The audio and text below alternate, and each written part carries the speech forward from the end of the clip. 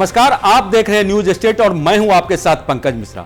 और आज की सबसे बड़ी खबर बिहार की राजधानी से, जहां एक सीट का उपचुनाव अब पूरे राज्य की सियासत को हिला रहा है। बांकीपुर, वो सीट जिसे बीजेपी का अटूट किला माना जाता था, जहां 30 साल तक एक ही पार्टी का दबदबा रहा, आज वही किला दरकता नजर आ रहा है। और इस किले में दहाड़ लगाई है जन स्वराज पार्टी के संस्थापक प्रशांत किशोर ने, एक ऐसा चेहरा जिसने दूसरों को जिताया और अब खुद मैदान में उतरकर जीत की कहानी लिख रहा है। सवाल बड़ा है, क्या यह सिर्फ एक सीट की जीत है या बिहार की राजनीति का एक नया अध्याय शुरू हो चुका है? क्या सम्राट चौधरी की कुर्सी पर दबाव बढ़ेगा या तेजस्वी यादव की राजनीति को सबसे बड़ा झटका लगेगा? और सबसे अहम, क्या बिहार में बन गया है नया MBA समीकरण? आइए समझते हैं इस सियासी भूचाल की पूरी कहानी। बांकीपुर में 30 साल का किला ढहा। बांकीपुर विधानसभा सीट सिर्फ एक चुनावी क्षेत्र नहीं, बल्कि बीजेपी की सियासी ताकत का प्रतीक रही है। 1995 से लेकर अब तक इस सीट पर बीजेपी का कब्जा रहा है। नितिन नवीन 5 बार यहां से विधायक रहे। उनके परिवार का राजनीतिक प्रभाव इस इलाके में गहराई तक रहा। लेकिन इस बार कहानी बदल गई।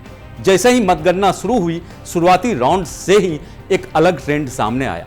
प्रशांत किशोर धीरे धीरे बढ़त बनाते गए और यह बढ़त समय के साथ और मजबूत होती चली गई। 21वें राउंड तक करीब 13,000 वोटों का अंतर। बीजेपी के उम्मीदवार नीरज सिन्हा पीछे और आरजेडी उम्मीदवार काफी दूर तीसरे स्थान पर। यह सिर्फ हार नहीं है, यह उस सियासी आत्मविश्वास पर चोट है जो बीजेपी को इस सीट पर मिली है।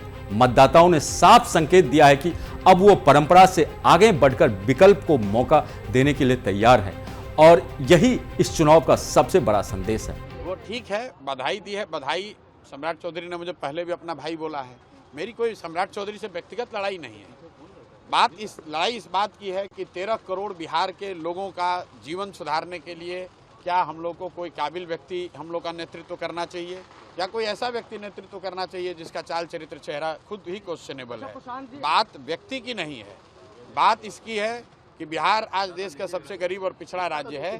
तो जिस मोदी जी को, जिस भाजपा को हम लोग वोट देते हैं, एनडीए को वोट देते हैं, क्या उनकी जिम्मेवारी सिर्फ गुजरात के प्रति है? भाई, बिहार के बच्चों का भी तो हक है। गुजरात में 1 लाख करोड़ का बुलेट ट्रेन बने, हम लोग को उससे कोई दिक्कत नहीं है, लेकिन बिहार के बच्चों के लिए भी तो कुछ सोचा जाए। ये बात है। पीके की जीत के पीछे रणनीति और जमीन। प्रशांत किशोर की इस जीत को अगर समझना है तो सिर्फ वोट के आंकड़ों से देखना काफी नहीं होगा। इसके पीछे एक लंबी रणनीति और जमीनी मेहनत छिपी है। पीके ने बिहार में पदयात्रा के जरिए सीधे लोगों से संवाद किया। उन्होंने गांव-गांव जाकर लोगों की समस्याएं सुनी और फिर उसी को अपने चुनावी मुद्दे में बदला। उन्होंने जाति से ऊपर उठकर शिक्षा, रोजगार, स्वास्थ्य और भ्रष्टाचार जैसे मुद्दों को केंद्र में रखा। यही वजह है कि युवा और शहरी मतदाता तेजी के साथ उनके साथ जुड़ते गए।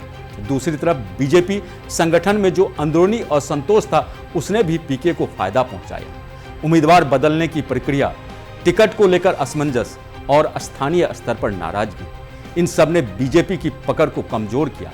वहीं आरजेडी इस पूरे चुनाव में कहीं नजर नहीं आई। उनका पारंपरिक वोट बैंक भी पूरी तरह एकजुट नहीं हो पाया। ऐसे में पीके ने उस खाली जगह को भर दिया जो पहले कभी किसी तीसरे विकल्प को नहीं मिली थी। ये लोकतंत्र की भूमि है और जनता के जनादेश को भारतीय जनता पार्टी हमेशा शिरोधार्य की है। हम कभी भी ठीकरा चुनाव आयोग या ईवीएम पर नहीं फोड़ते हैं, ये विपक्ष के लोगों के तरह। लोकतंत्र में हम विश्वास करते हैं, संवैधानिक संस्था का हम सम्मान करते हैं और जनता के जनादेश को हम स्वीकार करते हैं।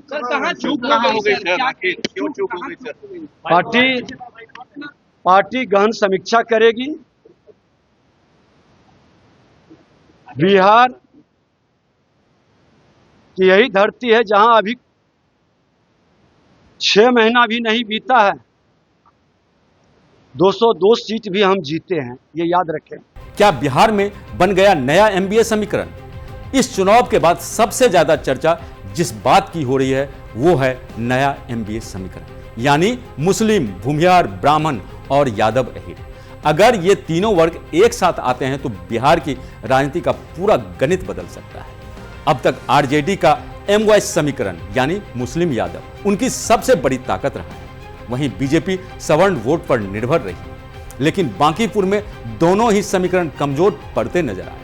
मुस्लिम वोटों में बिखराव दिखा, सवर्ण वोटों का एक हिस्सा पीके की तरफ गया और यादव वोट पूरी तरह एकजुट नहीं रहे। इसका मतलब साफ है, मतदाता अब सिर्फ जाति नहीं देख रहा बल्कि विकल्प, काम और नेतृत्व को भी महत्व दे रहा है।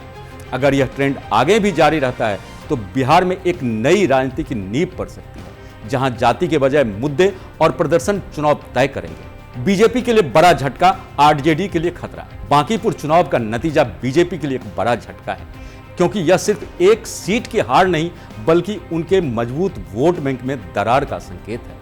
सवर्ण समुदाय जो लंबे समय से बीजेपी के साथ जुड़ा रहा, अब उसमें बिखराव के संकेत मिल रहे हैं। अगर बीजेपी इस संदेश को समय रहते नहीं समझती तो आने वाले चुनावों में नुकसान और बढ़ सकता है। वहीं आरजेडी की स्थिति भी चिंताजनक है। तीसरे स्थान पर सिमटना यह बताता है कि उनकी जमीन खिसक रही है। तेजस्वी यादव का MY फार्मूला अब उतना असरदार नहीं रहा और युवा मतदाता उनसे दूर होता दिख रहा है।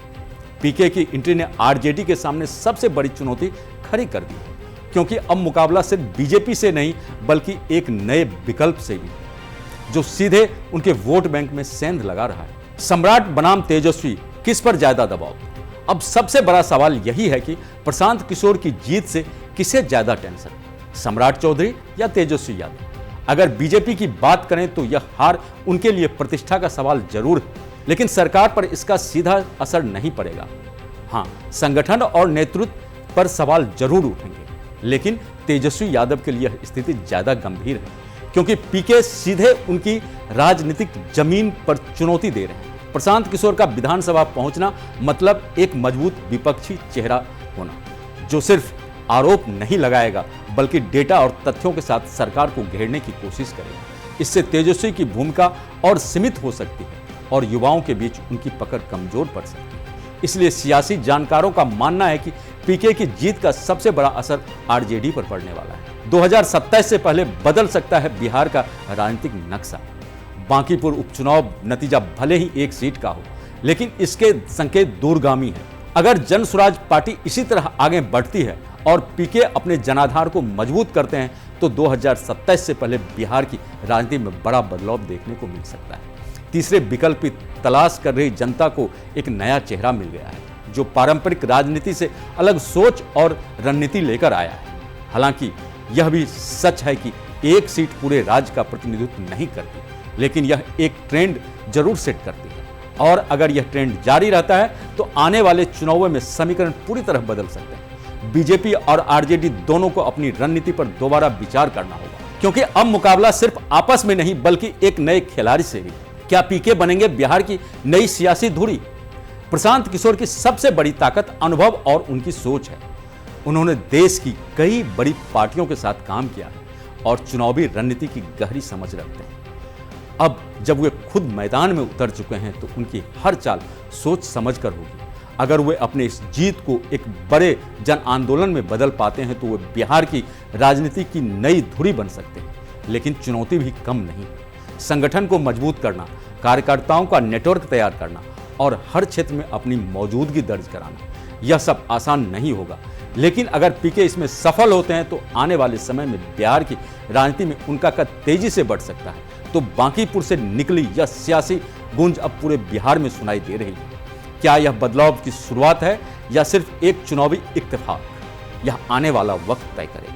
लेकिन इतना जरूर है कि प्रशांत किशोर ने सियासत में एक नई बहस छेड़ दी और सभी राजनीतिक दल अब नए समीकरणों को समझने में जुट गए हैं। आप क्या सोचते हैं? क्या बिहार में तीसरा विकल्प मजबूत होगा? हमें जरूर बताएं। देखते रहिए न्यूज स्टेट। नमस्कार।